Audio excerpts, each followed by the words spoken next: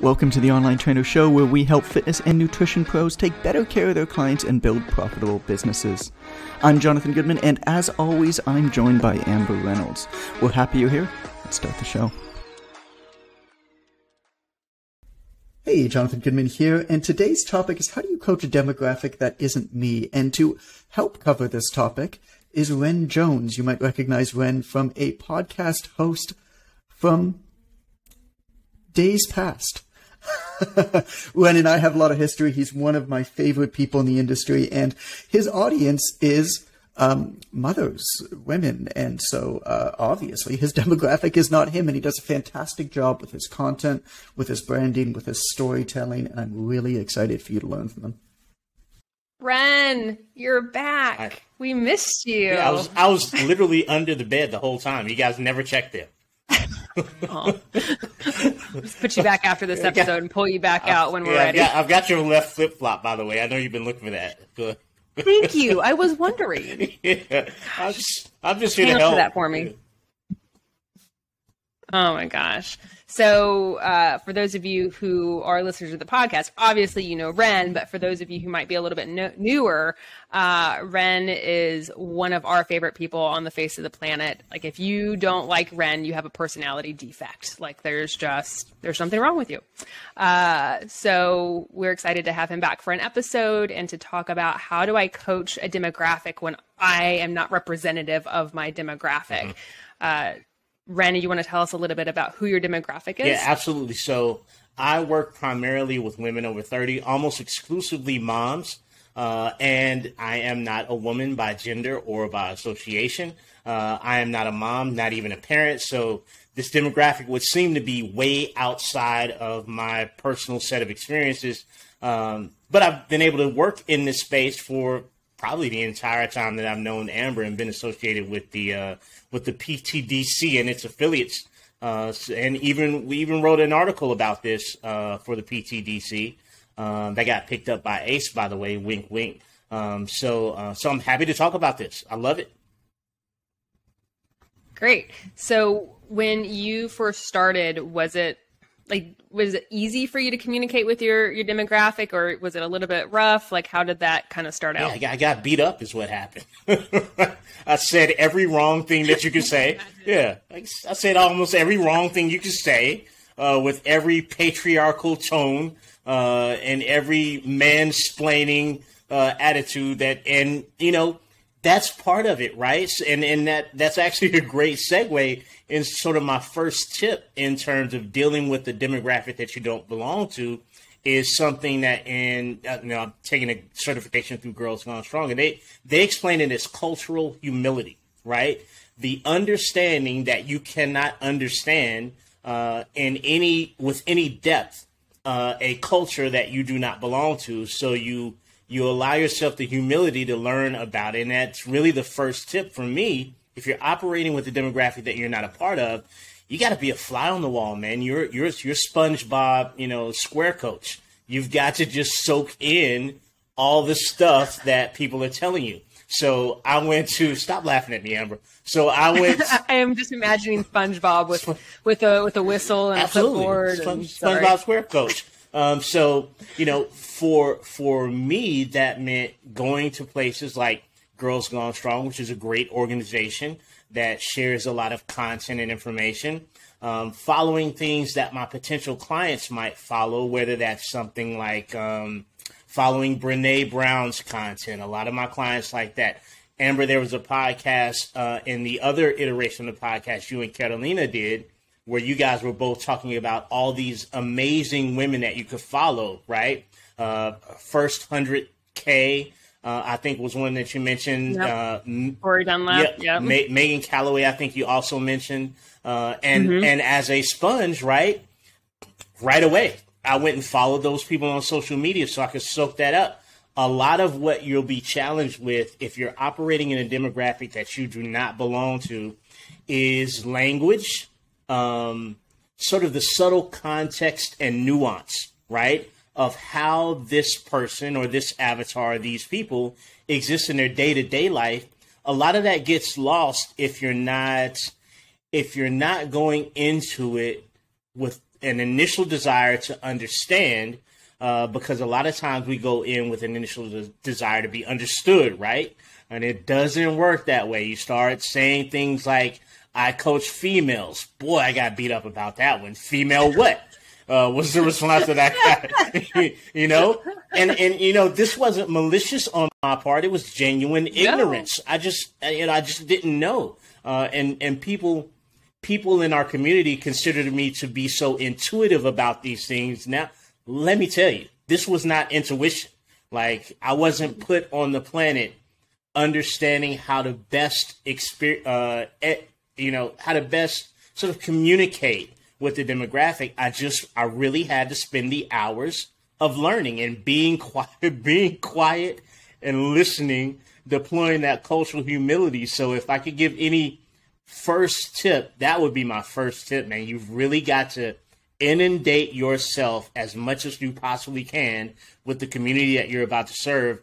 What do they call it when you're learning a language? Immersion. Immersion is what, yeah. You want to get immersed in that language.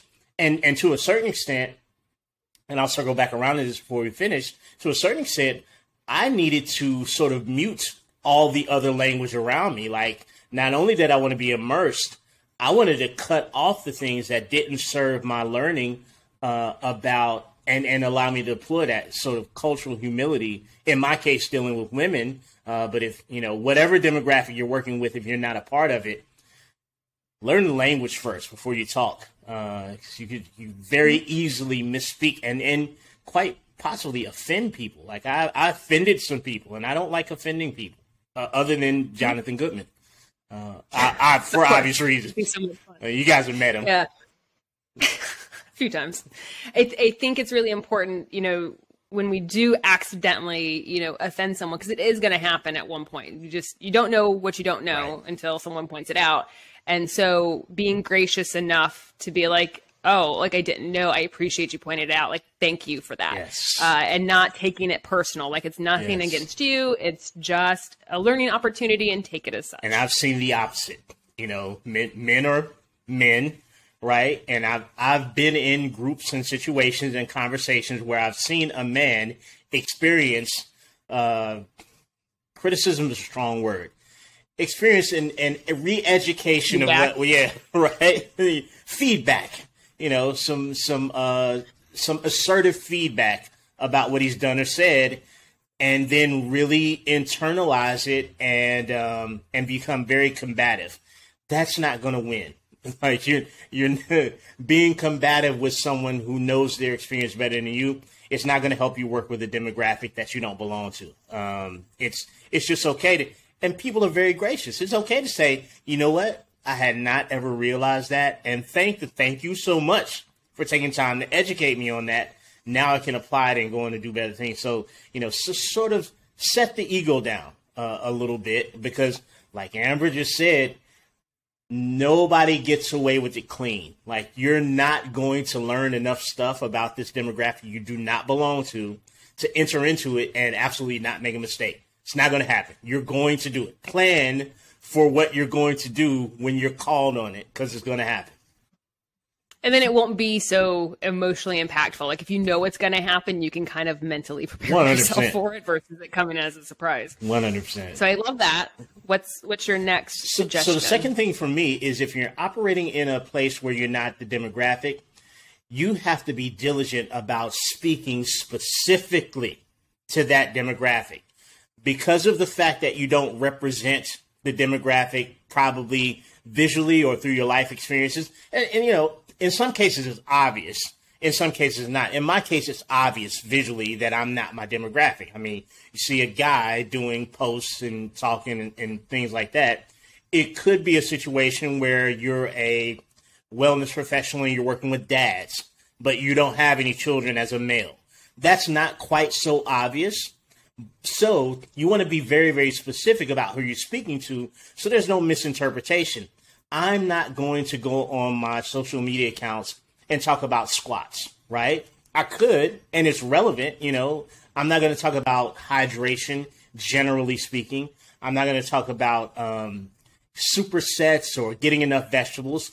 I'm going to talk about things like here's the 3 best strollers for moms who run in the morning. You know, ladies, here's stroller A. It's really smooth. You won't tip out the sippy cup, but it doesn't corner that well. Like, I've got to be incredibly dynamically specific about speaking only to that demographic. Or it could feel like I'm talking in a very general sense, and that's not great. I know you guys have had discussions here about the importance of sort of focusing in on the one group that you're talking to. Really very crucial if you are operating outside of what the demographic is that you belong to personally, because you can really confuse the listener, reader, watcher, viewer. And I want people to know for sure, without question, that I am talking about them specifically and only them. You know, ladies, here's how to change your workout if you're in the luteal phase of your menstrual cycle versus the follicular phase of your menstrual cycle. Like, that deep. I want bros to come by my page and say, dude, this dude's talking about chick stuff, bro. Delete him, bro. Why you even follow? Like, you want that if you're operating outside of the demographic that you belong to, because it can very easily be misconstrued just on the basis of who you are physically, you know, experientially, what you look like. People say, oh, I'll follow this dude, and then you don't get the right clients that you want. So number 2 for me is being very, very specific about the language and only talking explicitly and exclusively to that demographic, which feels scary at first, right? Nobody likes that at first because you're cutting out all the other people that you could be talking to. But it's important. Yep, absolutely. And something to keep in mind too is that if you're struggling, 2 thoughts. If you're struggling with coming up with how to talk to your ideal demographic, know that content doesn't always mean original content. It doesn't mean that you have to create it. You can share things that you think will resonate with your demographic, and that's absolutely fine. But also, if you're struggling, refer back to tip 1 and be a fly on the wall and figure it out. Go back and figure it out. I want to touch on that point that you made really quickly, because I have a sort of a 4-week cycle for social media. And a lot of us do in sort of the online trainer academy space. And different people do different things on different weeks. A lot of us end up with an enrollment week sort of across the board. But the other 3 weeks, if we have it categorized. So my first week is community building, right? And in that first week, I'm answering a lot of questions. Great way to get insight for what you should talk about. You know, go to the spaces where that demographic asks questions. Be diligent about answering them. It gives you great content. But one of the other things that I do is I share a lot of other people's content that week, because I'm building community. I want to share colleagues' content. I share content from people who would be clients for me, potential clients. I'll share their content. So to Amber's point, when you don't know exactly what you should say, you know, sharing other people's content, not only does it build great relationships with your colleagues, it allows you to promote and share things from the demographic with the authentic language of the people who belong to it. And that helps other people who are in that demographic sort of gravitate towards what you're providing in terms of social media. That's a great point. I'm glad you brought that up, Amber. It's a great point. Yeah. So what's your, I think you had 3 thoughts you wanted to share. What's your final thought? That segues right into my final thought, which is make your demographic members the star of your social media. Like, you're never going to see me exercising, right? You're never going to see me shirtless, you know, talking about what I did, or talking about, oh, here's how much weight I lost, or I did this thing and here's how it affected me. Like, I want to highlight the people that are in that demographic. So for me, every Wednesday, I've been doing this for a while, I do something called Wonderful Women Wednesday, right? Sometimes I'll take a colleague and feature them, a colleague that's a woman. Sometimes I'll take someone that I've worked with before as a client, feature them. Sometimes it's just a random person that follows me, because again, as my demographic starts to follow my social media accounts, guys, you got to follow them back. Like, you need to engage with these people before you get so bent out of shape about them not engaging with you. And as an online trainer academy mentor who works is under Amber, one of the things that we get a lot of in the mentorship program is people aren't engaging with my content. And a lot of us will flip that right over to them and say, how engaging are you with their content, right? Communication is a two-way street. So I get the opportunity to feature at least one woman a week. But then on Sundays, I've also started something called a Sunday Share, where I'll share 3 women's accounts that I think will be beneficial to the demographic that I serve every Sunday. What a great way to add value. It just adds value. Like here, and I think what I say, and this won't be verbatim, but I say the same thing every post. I say something like, a lot of the times when I'm interacting with potential clients, they'll say that they've never encountered a coach like me. That's sort of client-centered, et cetera, et cetera. And I always tell them there are tons of us out there. So every Sunday now, I share with you 3 other people that you can follow that are sort of along the same track, so you can expand your knowledge and get great information. Your business will never be impacted detrimentally by highlighting other great people who work in your industry. It's a lack mentality that we need to do away with across the board. But back to the original point, allowing those people that I serve to be more of the face of my social media than myself is a great way to empower them, a great way for people to know at a glance who I serve. And it's also a great way to build tremendous relationships. So even if that person doesn't hire you, even if that colleague never has any opportunity for you, you really do find yourself in sort of a top of mind position at all times. And people sort of associate you with that thing that is clearly not your demographic. I've been tagged so many times in our groups, Amber, mentors and grad, in Girls Gone Strong group. People will ask about working with moms or menopause, and somebody will tag me. And to the people that aren't familiar with me, it's a little bit odd.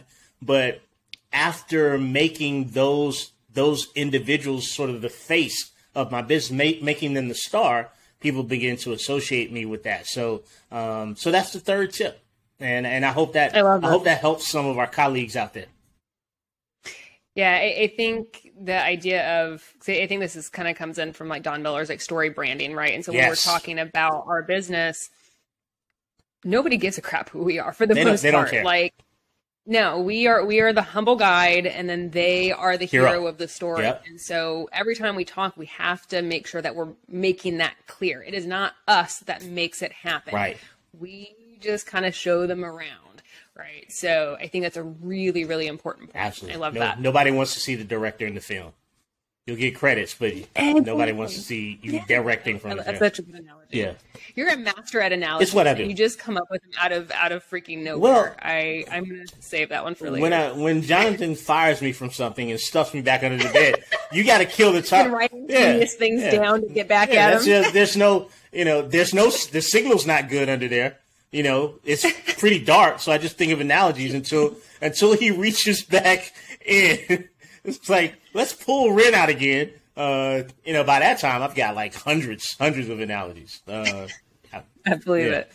Well, it's time to put Ren back under the bed until we're ready to pull him back out again. I'm fine with that. But it was so good to see you, and you're always so much fun. Yeah. And always, guys, remember to send us to do a review for us. They are super, super helpful. And until next time, we will talk to you later. See you later. Bye.